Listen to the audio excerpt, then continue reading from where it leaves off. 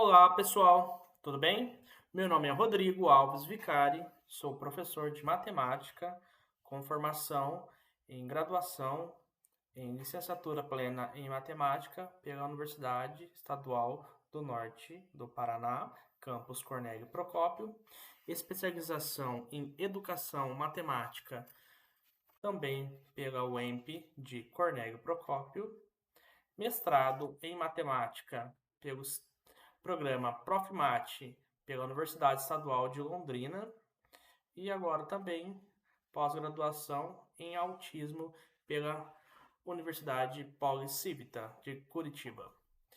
Então, pessoal, eu trabalho com aulas particulares há mais de 20 anos, então tenho essa experiência. Já trabalhei bastante com concurseiros, vestibulandos, aulas de reforço. Eu obtive já bastante êxito nesse período, ok? Então, com essa formação que eu tenho, a gente já foi adquirindo várias experiências e algumas abordagens que eu quero fazer é como a simbologia da matemática ela pode ser facilitada ou dificultada de maneira bem rápida, tá? Então, vou colocar aqui alguns exemplos utilizando apenas inicialmente dois algarismos e alguns símbolos, como você pode ter várias maneiras de escrever um número e várias maneiras de operar com um número, ok? Então, temos aqui, primeiro,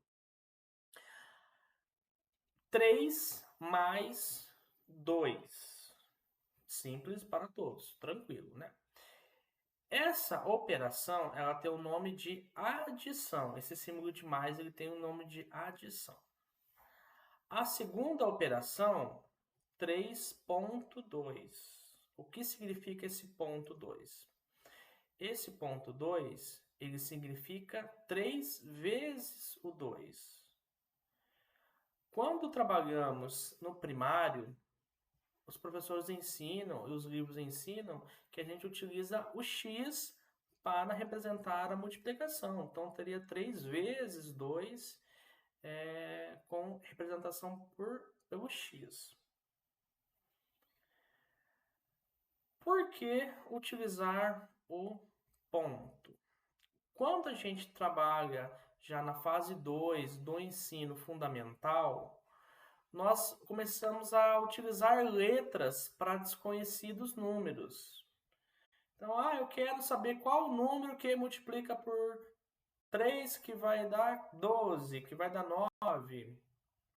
Então, no primário a gente usa símbolos, quadradinhos, figurinhas, alguma coisa desse sentido. Quando a gente já tem o primeiro contato com a álgebra, nós utilizamos esse ponto para representar a multiplicação. No terceiro exemplo, temos 3/2. Essa barra é uma divisão, então seria 3 dividido por 2. Esses 3, eles inicialmente seriam um nível mais simples até o ensino fundamental 1, né, primeiro a quinto ano, agora o pessoal já tem um certo contato. Então, quais seriam as respostas? Então, 3 unidades somado com mais 2 unidades, resposta 5. 3 vezes 2. 3 parcelas multiplicado 2 vezes, ou 2 parcelas multiplicado 3 vezes, né? Que na multiplicação a ordem dos fatores não vai alterar. Então, dá 6. 3 dividido por 2. 3 dividido em duas partes.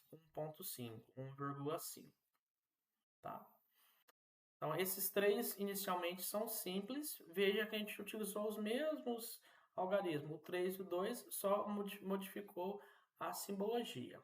Agora, aqui, nós fazemos algumas mudanças.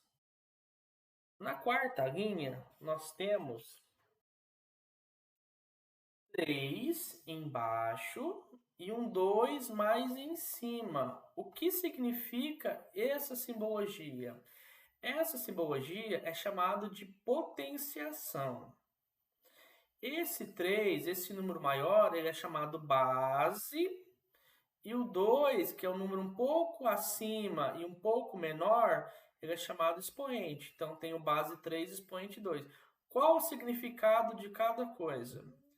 Esse 3, eu vou, sendo base, o número que eu vou multiplicando. Então, 3, vou multiplicar por 3. Mas quantas vezes eu preciso ficar essa repetição de multiplicação? O 2 vai indicar a quantidade de vezes. Então, aqui a gente fala que a leitura é 3 elevado ao quadrado, 3 vezes 3. Então, aqui eu tenho a resposta, 3 vezes 3, 9. Então, isso a gente chama de potenciação, que é uma simplificação, uma representação de uma multiplicação pelo mesmo número, que no caso é a base. Esse último, ele já tem um símbolo um pouco diferente. Esse símbolo a gente chama de raiz. Essa raiz, ele tem esse número menor aqui, que a gente vai chamar de índice, e esse número dentro da raiz. Então, aqui eu tenho raiz, quando é índice 2, a gente fala que é raiz quadrada de 3. Como que eu determino a raiz quadrada de 3? Então, eu tenho que achar um número que vai ser multiplicado por ele mesmo, vai dar um número que está dentro da raiz ou algo muito próximo. Tá? Como a raiz quadrada é o menor índice que tem, eu não tenho raiz 1, não existe. Então, raiz ou é 2, 3 ou número acima. Então, você pode deixar de escrever o 2, que eu vou saber que é raiz quadrada. Então, normalmente aparece nesse formato aqui, sem o número 2. Ah, mas se for o índice 3, aí vai aparecer o 3 aqui, o índice 4, raiz quarta e assim por diante. Mas quando não aparecer o índice, significa que é a raiz quadrada, tá? Não tem raiz 1.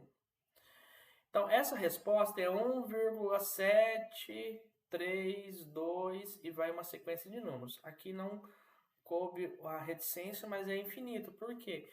Ele não tem um fim. Ele vai chegar muito próximo, mas não vai dar exato. Se eu colocar apenas 1 vezes 1, é 1. Então, não dá o número 3. Se eu colocar 1,7, já vai dar 2,9 alguma coisa, já vai ficando mais próximo do 3. Quanto mais números eu utilizar depois da vírgula, mais vai se aproximar de 2,9999, ou seja, vai se aproximar mais de 3. Tá?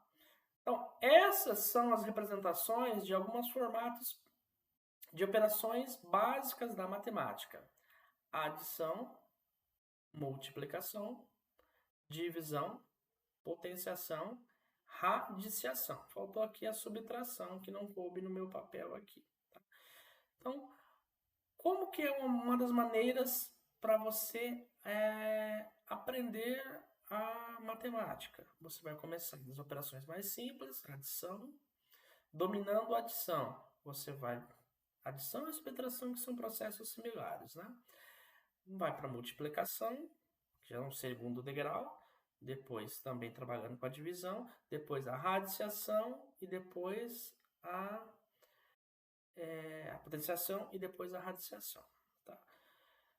Envolvendo isso, a gente pode envolver problemas que envolvem esses conceitos e algumas operações com esse nível. Tá? Depois, quando chegar no nível maior, você vai trabalhar com equações de primeiro, segundo grau, funções e alguns outros formatos. Mas sempre comece por algo mais simples, vá dominando aquele degrau, vai subindo degrau por degrau. Tente evitar pular etapas, né? Sem dominar uma operação, já pular para outra operação e um processo. O interessante da matemática é essa sequência. O que você aprende no quinto ano, você vai dar uma sequência no sexto, no sétimo, e vai ser essa sequência da matemática. Então, se você não aprender um conteúdo na série anterior, ela fará falta na próximo contexto. Então, aqui eu tenho o número do meu celular para contato, o número comercial, quem precisar entrar em contato, precisar agendar uma aula particular. Temos a aula inicial, pode ser uma aula gratuita, aula experimental, e depois podemos fechar um pacote de aulas para quem, caso necessite, tá bom? Precisando, entre em contato então. Muito obrigado, bom descanso a todos.